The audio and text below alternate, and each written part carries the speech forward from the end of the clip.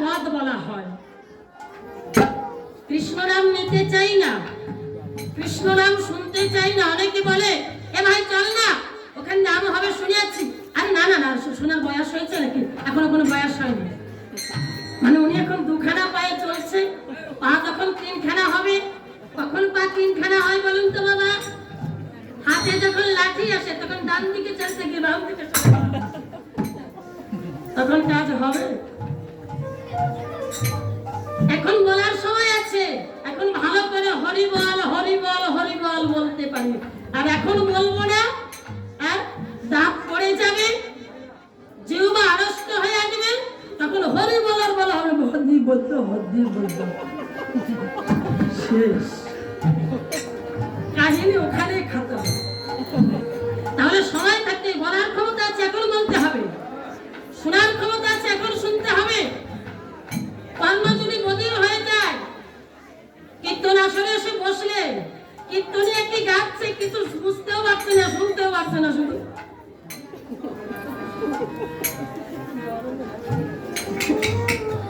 মানে মেইন লাইনে তার তো কাকা শোনা হবে না। তার যত সময় জয়েন্ট আছে মেইন সুইচের সঙ্গে, তত সময় শুনতে হবে। অভ্যাসটা রাখতে হবে শোনা, অভ্যাস না থাকলে কাজ হবে না। তাই এই যে কৃষ্ণ নাম শুনতে চাই না, বলতে চাই না, অথচ নামের কি গুণ, নামের কি দাহিকা শক্তি। এই সুধান্নাকে তপ্ত তৈলে নিক্ষেপ করেছিল। কৃষ্ণ নামের গুণে সুধান্নার তপ্ত তৈলে মরণ হয়েছিল না। এই লীলাটাই আপনাদের সম্মুখে তুলে ধরছি। তার সাক্ষী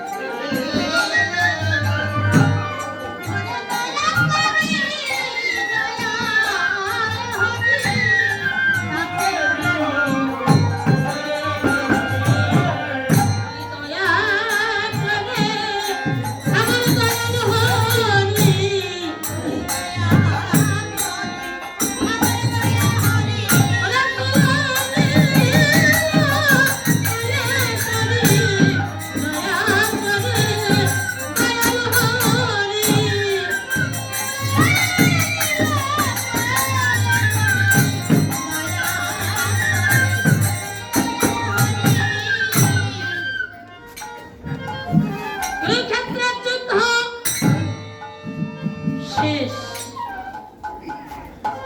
কুরুক্ষেত্রের যুদ্ধ শেষে ভগবান শ্রীকৃষ্ণের আদেশে বা পরামর্শে পঞ্চ পাণ্ডব অশ্বমেধ যজ্ঞের আয়োজন করলেন। ওই যজ্ঞের অশ্ব নিয়ে তৃতীয় পাণ্ডব অর্জুন আমার ভ্রমণ করতে শুরু করলেন। ভ্রমণ করতে করতে রাজা হংসধ্বজের নগরে গিয়ে প্রবেশ করলেন। রাজা হংসধ্বজের পরিবার ছিল বৈষ্ণব পরিবার। তারা সবাই ছিল বিষ্ণু ভক্ত। বিষ্ণু পূজা না দিয়ে কেউ কখনো জলটুকু গ্রহণ করতেন না।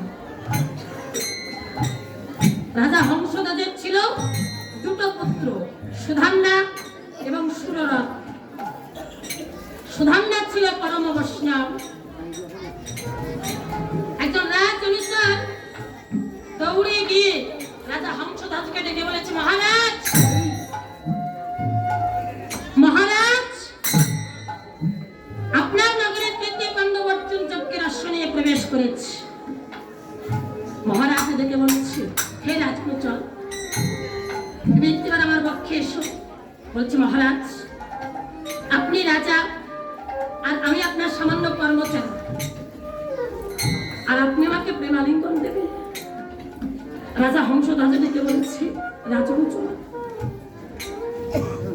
ঈশ্বর আত্মারাম রূপে প্রত্যেকটি মানুষের মধ্যে আছে, প্রত্যেকটি জীবের মধ্যে আছে। তাহলে বলতে পারো এই জগতে কে ছোট আর কে বড়? এসো, আজ তোমাকে কেন প্রেমালিঙ্গন দেবো জানো? আমি বহুদিন ধরে বাসনা করে বসে আছি, আমি কৃষ্ণকে দর্শন করব।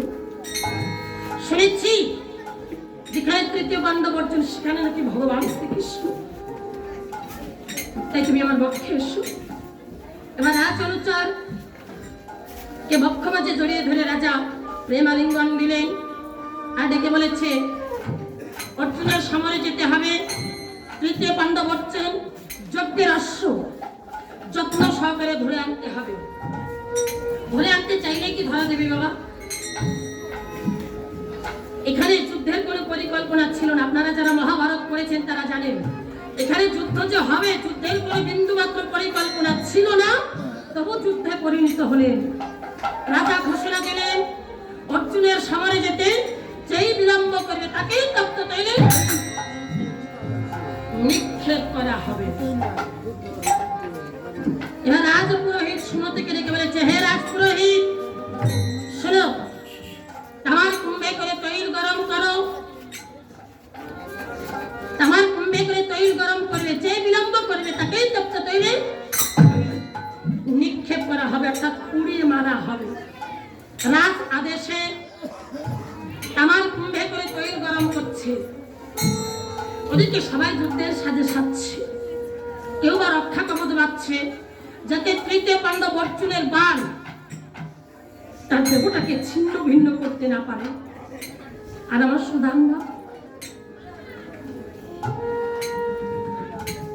আমার সুধাম্না কেমন ভাবে যুদ্ধের সাজে সাজছে, যে সাজে সাজে মরণ তার ইচ্ছার বিরুদ্ধে ছুতে পারে না, যে সাজে সাজলে কৃষ্ণ কুলে কুল মিলানো যায়, যে সাজে সাজলে আমার কৃষ্ণ তাকে কোলে তুলে। সুধান্নার মুখে কৃষ্ণ নামের বলি আর নয়নে তার কৃষ্ণ প্রেমের ধারা আজ কেমন ভাবে যুদ্ধের সাজে সাজছে।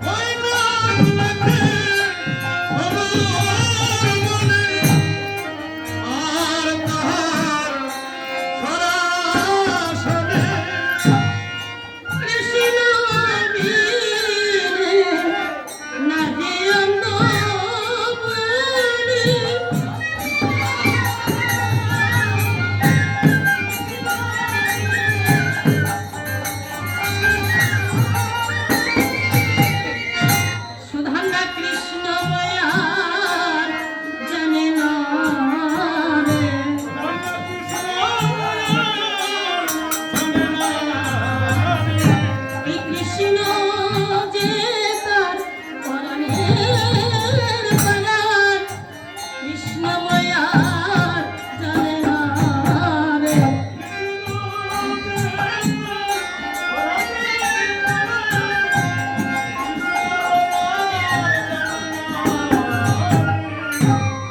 সুধান্না সর্বাঙ্গে কৃষ্ণ নাম লিখছে, ধনুর্বাণে কৃষ্ণ নাম লিখছে, সদাসনে কৃষ্ণ নাম লিখছে, আর নয়নে তার কৃষ্ণ প্রেমের ধারা বইছে। আর মনে মনে ভাবছে আমি অর্জুনের সমরে যাওয়ার আগে ঘরে আছে আমার জ্যান্ত প্রতিমা, আমার মাতা পিতা, আমার জ্যান্ত প্রতিমার চরণে প্রণাম করে তারপর যাব আমি অর্জুনের সমরে। এই ভেবে যখন যাত্রা করেছে, সুধান্নার স্ত্রীর নাম ছিল প্রভাবতী। হঠাৎ প্রভাবতী সুধান্নার সম্মুখে দাঁড়িয়ে ডেকে বলছে, প্রভু প্রভু, একই প্রভু, তুমি এই অসময় যুদ্ধের সাথে সেজে কোথায় চলেছ? এত প্রভাবতী, তুমি শোনো, পিতা আমার ঘোষণা দিয়েছে অর্জুনের সমরে যেতে হবে, আর যে বিলম্ব করবে তাকে তপ্ত তৈলে নিক্ষেপ করা হবে। প্রভু, তাই আমি অর্জুনের সমরে চলেছি। না না প্রভু, আমি তোমাকে কিছুতেই যেতে দেব না প্রভু। আমি তোমাকে তোমার চরম নীতি বলে মানা করেছি, তুমি এই যুদ্ধে যেও না, তাই তো বলেছি। তুমি শোনো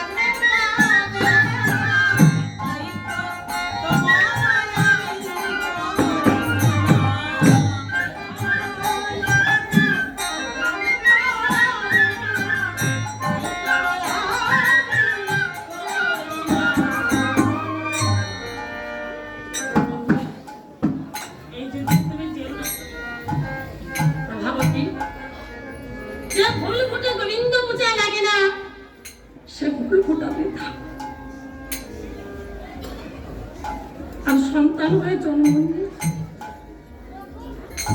যে মাতা পিতার কাছে লাগে না, তার মতো সন্তান হওয়া যে ভুল।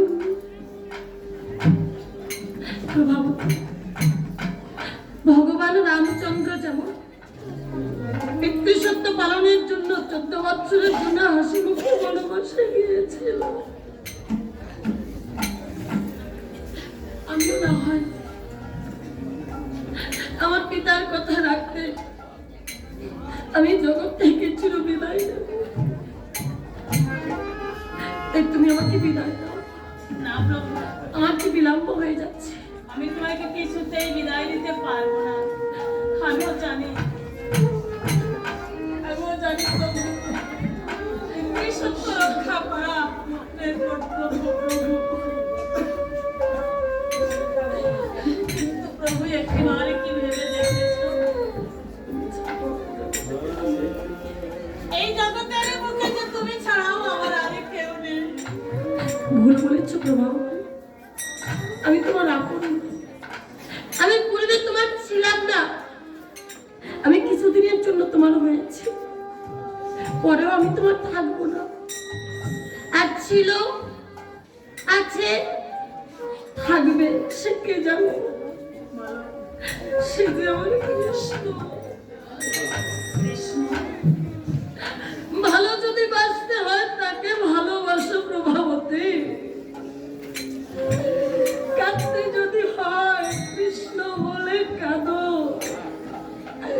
মায়ার কান্না, মিছে কান্না, কৃষ্ণের কান্নাই আসল কান্না। এই জগতে যার কেউ নেই তার যে একজন আছে, মনে ভাবে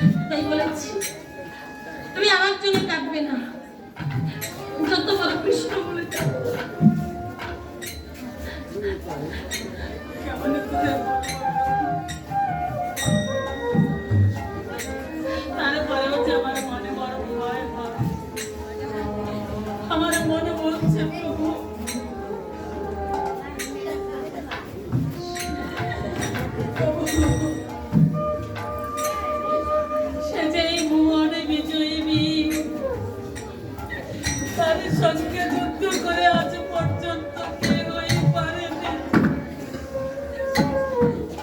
আমার মনে বলছে প্রভু তুমিও তার সঙ্গে যুদ্ধ করে পারবে না, তুমিও আজ প্রাণ নিয়ে ফিরে আসতে পারবে না প্রভু। প্রভাবতী, তোমার মনে বলছে এই যুদ্ধে গেলে আমি আর ফিরবো না, আর আমার মনে কি বলছে জানো? আমার মনে বলছে তোমার মুখের কথাটাই যেন সত্য।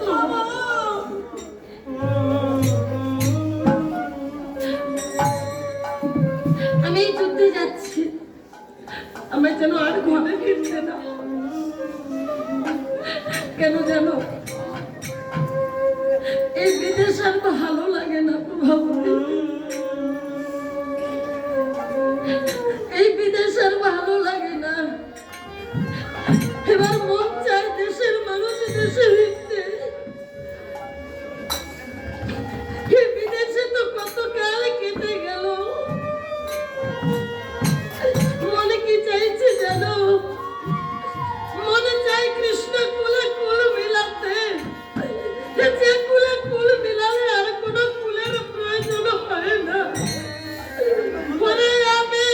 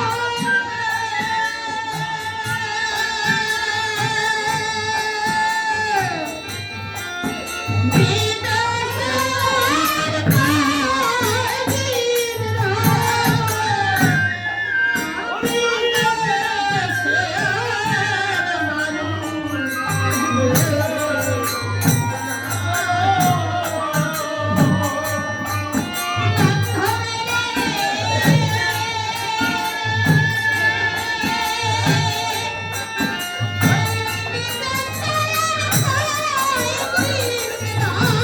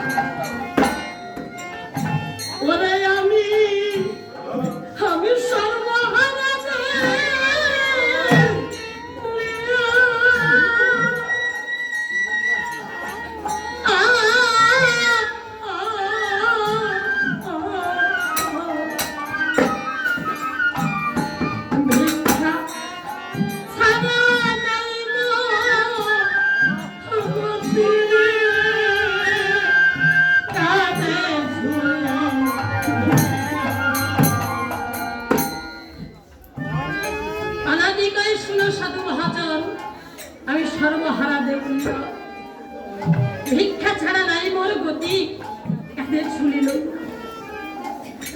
আজ আমরা ভিক্ষা করব, সবাই সবার কাছে ভিক্ষা করব। যে কোটিপতি সে ভিক্ষা করবে, যে আমার মতো দিনহীন কানারে সেও যে ভিক্ষা করবে। এই ভিক্ষা করব, ভিক্ষা করবে চরণের ধুলি। মহাজন যে 16 আনা দিয়েছে, এই 16 আনার হিসাব তো তাকে বুঝে দিতে পারবো না। যেদিন ভবসাগরের কিনারায় দাঁড়াবো, মহাজন হিসাব চাইবে, সেদিন যেন অন্তত বলতে পারি দয়াল হরি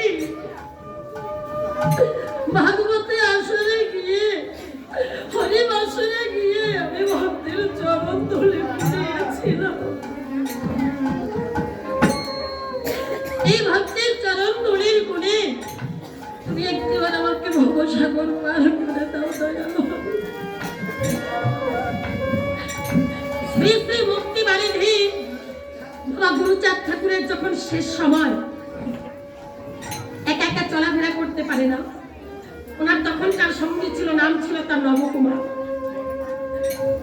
শ্রী শ্রী মুক্তি বারিধি বাবা গুরুচাঁদ ঠাকুর গদি ঘরের বারান্দায় শুয়ে আছে, আর কয়েকজন মিলে গর্ত করছে। এখন তো পাকালের দিন, আগেকার সময় মাটিতে গর্ত করে ওখানে বাহ্যিক ক্রিয়া করার জন্য ব্যবস্থা করা হতো। তো কয়েকজন গর্ত করছে। বাবা গুরুচাঁদ ঠাকুর নবকুমারকে ডেকে বলছি, নবকুমার একটা কাজ কর না বাবা, একটিবার ওই গর্তের কাছে আমাকে একটু নিয়ে চল। বলছে কেন বাবা? বলে নিয়ে চল না, ওই গর্তের কাছে আমাকে একটু নিয়ে চল। বলছে কেন? বলছে পরে বলবো, একটু নিয়ে চল। এবার নবকুমার বাবা গুরুচাঁদ ঠাকুরকে ধরাধরি করে ওই গর্তের কাছে নিয়ে গেল। গর্তের কাছে যখন গিয়েছে, বাবা গুরুচাঁদ ঠাকুর ডেকে বলছি, নবকুমার আমাকে একটু ধরে ওই গর্তের মধ্যে নামিয়ে দে বাবা। বলছে কেন? বলে পরে বলবো, একটু নামিয়ে দে না। বাবা গুরুচাঁদ ঠাকুরকে গর্তের মধ্যে যখন নামিয়ে দিলেন, বাবা গুরুচাঁদ ঠাকুর ওই গর্তের মধ্যে নেমে মুঠি মুঠি মাটি ধরে সারা অঙ্গে মাখছে। নবকুমার দেখে বলছে, বাবা এভাবে তুমি মাটি অঙ্গে মাখছো কেন? বাবা গুরুচাঁদ ঠাকুর ডেকে বলে, নবকুমার এটা মাটি না হরি ভক্তের চরণ ধরে। এতদিন চাপা পড়েছিল, ওরা যখন গর্ত করেছে আমি গদি ঘরের বারান্দায় শুয়ে দেখতে পাই হরি ভক্তের চরণ ধরে। নবকুমার, আমার তো দেশে ফেরার সময় হয়ে গেছে, তাই দেশে ফেরার আগে আমিও হরি ভক্তের চরণ ধরে পড়িয়ে নেই। আমার বাবা আমার কেমন একটা জায়গায় রেখে গেছে, সবাই এসে নেয়, আমাকে কেউ দেয় না, তাই আমি ওই হরি ভক্তের চরণ ধরে করিয়ে নেই। তাই মা, যার পাশে যে বসে আছেন একটু চরণের ধুলি নেবেন, বক্ষে বক্ষ মিলাবেন। রাখাল বলিয়া হেলা করো কাহার, সেই হেলা তাহারে কাছে। হয়তো গোপনে বুঝের গোপাল এসেছে রাখাল সেজে। আপনার পাশে যে বসে আছে এমনও হতে পারে আমার